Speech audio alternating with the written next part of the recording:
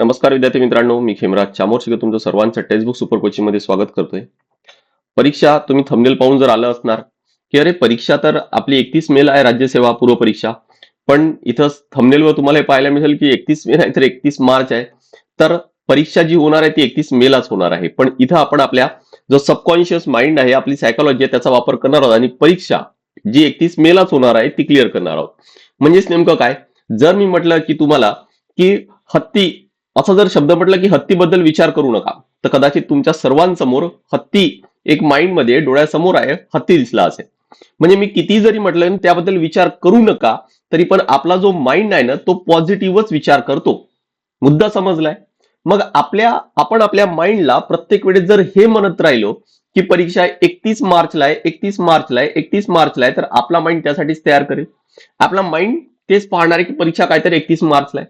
आणि या 31 मार्च पासून 31 मे पर्यंत म्हणजे एप्रिल महिना पूर्ण आणि मे महिना पूर्ण, हे 2 महिने आपल्याला रिव्हिजनला मिळणार आहेत. रिव्हिजन आणि काय तर भरपूर टेस्ट.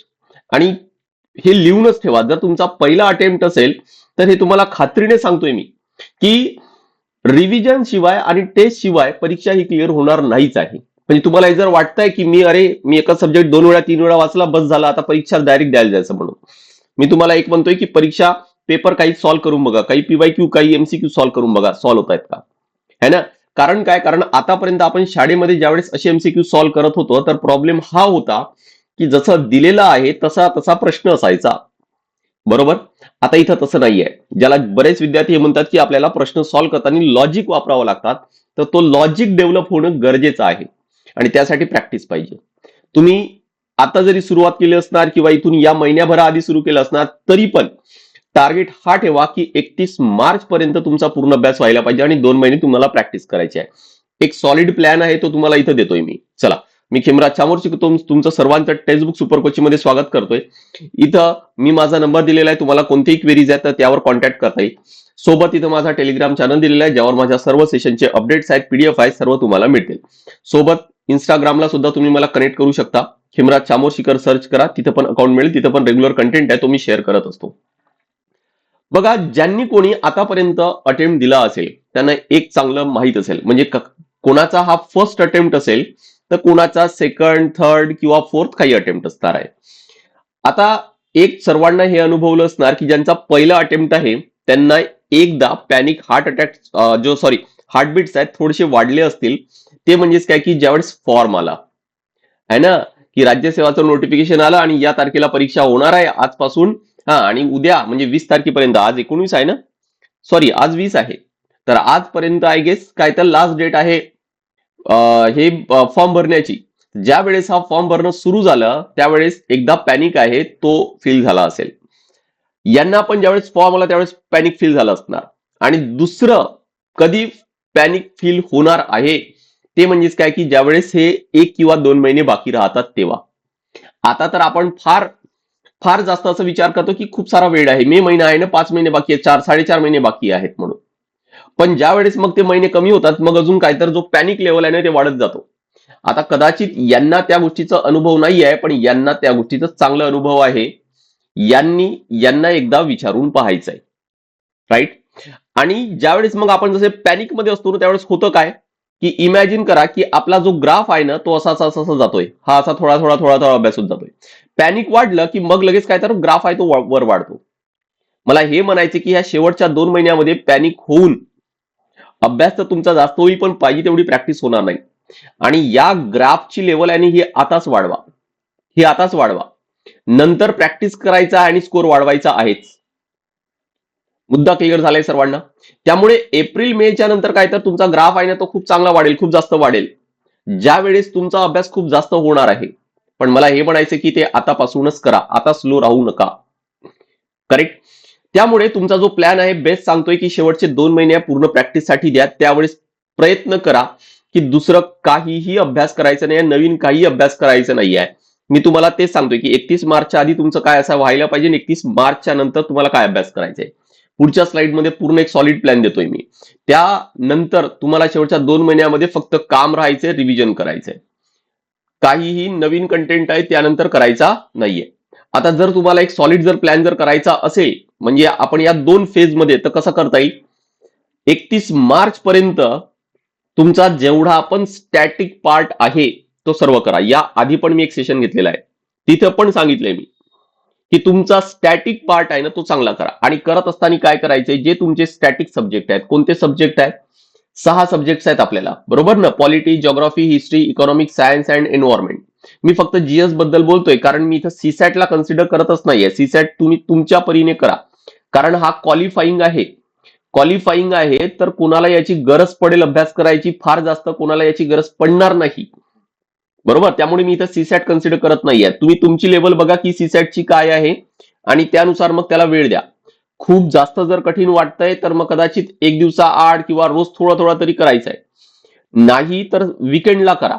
नाही तर डायरेक्ट जे शेवटचे 2 महिने असणार तेव्हा विकेंडला डायरेक्ट पेपर, एक एक पेपर घ्यायचे आयोगाचे, ते सॉल्व्ह करून पहा. हे तुम्ही तुमची लेवल आहे ते समजून स्वतः डिसाईड करायचंय.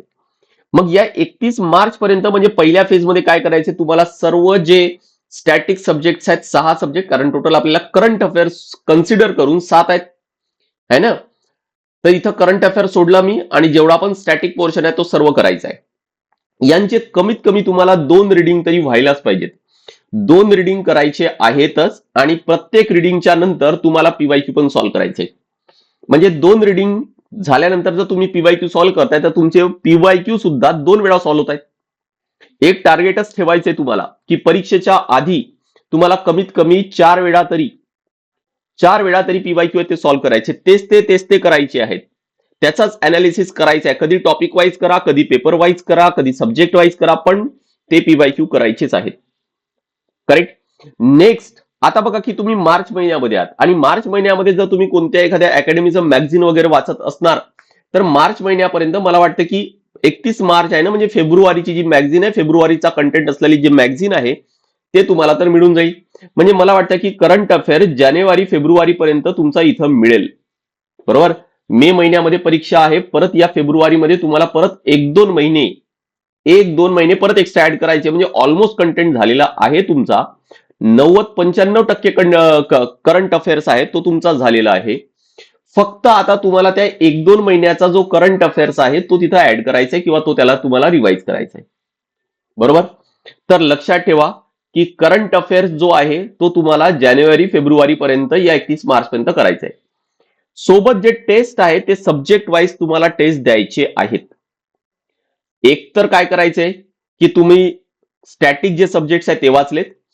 स्टॅटिक सब्जेक्ट झाल्यानंतर टॉपिक वाईज पीवायक्यू पण तुम्ही सॉल्व्ह केलेत आता, आणि टेस्ट देताना सुद्धा पीवायक्यू सॉल्व्ह केले टॉपिक वाईज, सब्जेक्ट वाईज पण. मग ते एकदा तो पूर्ण सब्जेक्ट झाल्यानंतर एकदा सब्जेक्ट वाईज सॉल्व्ह करून बघा आणि मग त्यावर जे काय तर सब्जेक्ट वाईज टेस्ट द्यायचे. म्हणजे याच महिन्यामध्ये तुम्हाला सब्जेक्ट वाईज टेस्ट आहे ते द्यायचे आहेत. तर हा असेल तुमचा फर्स्ट फेज. आणि मी एवढं खात्रीने सांगतो की या 2 महिन्याच्या आधी म्हणजे 31 मार्च पर्यंत जर तुम्ही हे जर करू शकलत तर तुमचा कॉन्फिडन्स लेवल खूप चांगला असेल. आणि मी पण कॉन्फिडेंटली सांगतोय की जर तुम्ही एक्झाम ओरिएंटेड केलंय आणि या पद्धतीने केलंय तर नक्की तुमचं सिलेक्शन होईल किंवा जो प्रिलिम आहे ना ते क्रॅक होईल. म्हणून का? कारण आता आपल्याकडे पॅनिक होण्यासारखं काही आहे नाही, कारण आपण टार्गेटच ठेवले की 31 मार्च. स्वतःला नेहमी असा आठवण करून द्या की 31 मार्च, 31 मार्च, 31 मार्च. जिथं अभ्यास करताय तिथं समोर चिपकून ठेवून द्या की 31 मार्चला परीक्षा आहे. मला 31 मार्च पर्यंत सर्व रेडी व्हायचंय की जर कोणी 31 मार्चला जरी परीक्षा घेतली ना तरी पण ती मला क्लिअर करता येईल, एवढं कॉन्फिडन्स त्या दिवशी असायला पाहिजे. आणि शेवटी काय तर स्पर्धा परीक्षाने आपल्याला इतरांच्या समोर राहायचंय. इतर जे करतात फक्त तेच जर करून होणार तर नाहीये, आपण त्या इतरांच्या सोबतच राहणार आहोत. आपल्याला त्या सर्वांच्या पुढे कसं राहता येईल तर काहीतरी वेगळं करावं लागेल, काहीतरी चांगलं, काहीतरी एक्स्ट्रा करावं लागणारच आहे. स्पर्धा परीक्षा आहे, इथं तुम्हाला मार्क्स किती मिळतात यापेक्षा जास्त महत्व याला आहे की तुम्ही किती विद्यार्थ्यांच्या पुढे आहात, बरोबर? नेक्स्ट, आता इथपण झाल्यानंतर मग आता 31 मार्चच्या नंतर आहे काय, भरपूर वेळ आहे, 2 महिने आहेत आपल्याकडे. आणि या 2 महिन्यामध्ये रिव्हिजन आहे खूप चांगली होईल.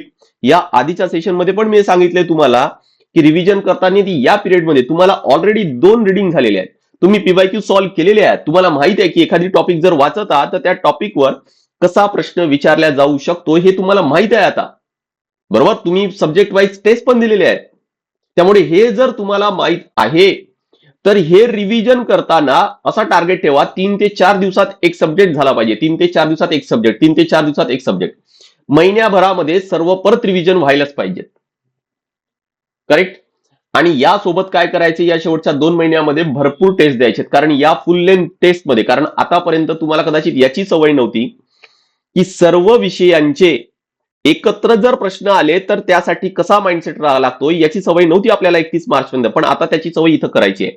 या 2 महिन्यात आपला माइंडसेटच असा बनवायचा आहे की असाच काहीचा पेपर येणार आहे, मला सर्व विषयाचे प्रश्न आहेत ते सोबत 2 तासात सॉल्व्ह करायचे आहेत, हा माइंडसेटच बनवायचा आहे. त्यासाठी खूप सारी टेस्ट द्या, खूप सारी प्रॅक्टिस करा. इथं लक्षात ठेवा, इथं सब्जेक्ट वाईज मी म्हटलंय ना, आपल्याकडे हे 6 सब्जेक्ट आहे आणि जर मी यामध्ये जर करंट अफेअर जर ऍड करतोय तर 7 झालेत. सब्जेक्ट वाईज जरी तुम्ही 100 जरी सॉल्व्ह केले तरी 700 प्रश्न होत आहेत. समजलंय? फुल लेंथ टेस्ट जर तुम्ही देत आहात, लेट्स से की 10 जर दिलेत तर प्रत्येकामध्ये 100 प्रश्न, तर हे झालेत 1000 प्रश्न. हे 1700 प्रश्न तुमचे असे सॉल्व्ह होत आहेत. मी पीवायक्यू सोडून म्हणतोय बरं का. आणि हा जो टार्गेट आहे हा असायलाच पाहिजे. म्हणजे प्रयत्न करा की तुमचे कमीत कमी 3-4 हजार तरी प्रश्न आहेत ते सॉल्व्ह व्हायला पाहिजे. मी मिनिमम इथं सांगतोय इथं की मिनिमम तुमचे एवढे व्हायलाच पाहिजेत म्हणून. करेक्ट. ऑल क्लिअर सर्वांना. आणि आपला तसा जो प्रत्येक फॅकल्टीचे जे प्रॅक्टिस सेशन्स आहेत ते तर होत असतात. जसा माझा जो सेशन आहे सायन्सचा भाग आहे तो 5:30 वाजता होतो, बरोबर की नाही? ज्यातही आपण भरपूर प्रश्न आहे ते प्रॅक्टिस करून घेतो. मॅरेथॉन सेशन्स आपले होतात, त्यात तुमचे भरपूर प्रश्न होतील. रोज प्रयत्न करतो मी 15-20 प्रश्न घ्यायचे, आणि असे जरी घेतले तरी पण एक महिन्यामध्ये जवळपास 300 प्रश्न वगैरे तर तसे पण होत आहेत, बरोबर. म्हणजे तुमचे सहज 3 ते 4 हजार प्रश्न सॉल्व्ह होतीलच आणि व्हायलाच पाहिजेत, एवढा टार्गेट तर असायलाच पाहिजे. मुद्दा क्लिअर झालाय? चला, बाकी कोणते क्वेरीज आहेत तर माझा इथं नंबर दिलेला आहे, त्यावर कॉन्टॅक्ट करता येईल. सोबत गुगल फॉर्म पण दिलेला आहे फाईलमध्ये, त्यावर क्लिक करून सुद्धा तुम्हाला बॅचची माहिती मिळवता येईल. किंवा बेटर आहे, बेस्ट आहे, माझ्या नंबरला डायरेक्ट कॉन्टॅक्ट करा, कॉल करा किंवा मेसेज करा. व्हॉट्सअपला सुद्धा सेम नंबर आहे. व्हॉट्सअपला सुद्धा आपण सायन्सचा ग्रुप तयार केलाय, तो जरी जॉईन करायचा त्याच नंबरला मला मेसेज करा. बॅचची माहिती बघा की आपल्याकडे एमपीएससी साठी, राज्यसेवासाठी यशोदय 3.0 बॅच आहे. इथं बेसिक पासून आपण आन्सर रायटिंग पर्यंत कव्हर करू.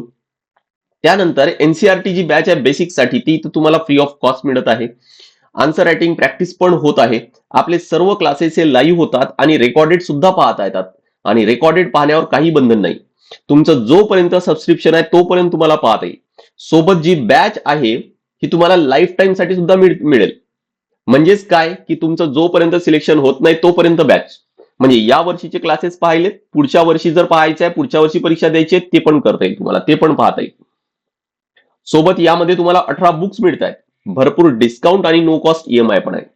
आता फायनल फीस किती असेल आणि आफ्टर डिस्काउंट किती असणार आहे फायनल फीस, किंवा नो कॉस्ट ईएमआय जर करायचं आहे, इन्स्टॉलमेंट मध्ये भरायचे, तर दर महिन्याला किती भरता येईल त्यासाठी माझा नंबर स्क्रीनवर आहे, त्यावर डायरेक्ट कॉन्टॅक्ट करा. सोबत ग्रुप बी ग्रुप सी ची पण बॅच आहे, त्यामध्ये पण प्री आणि मेन्स सर्व कव्हर होईल. नंबर आहे त्यावर डायरेक्ट कॉन्टॅक्ट करा या बॅच साठी सुद्धा. बाकी फीचर्स आहेत ते स्क्रीनवर आहेत. चला तर नेक्स्ट सेशनला भेटूया. This is all from my side. Thank you very much.